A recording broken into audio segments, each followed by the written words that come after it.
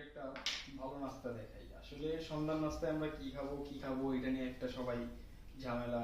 আলুর চপ, বেগুনি, মোগলাই, কিমা পুরি, এইসব আজে বাজে নাস্তা না খেয়ে একটা ভালো নাস্তা খাই আমরা, তাই না? তো এইখানে আজকে আমি নিছি হইতেছে 2 টেবিল স্পুন পিনাট বাটার, একটা কলা, আর হইতেছে শুধুমাত্র 2 পিস পাউরুটি। এই টোটাল যে মিলটা, এইটার মধ্যে আপনি পাইতেছেন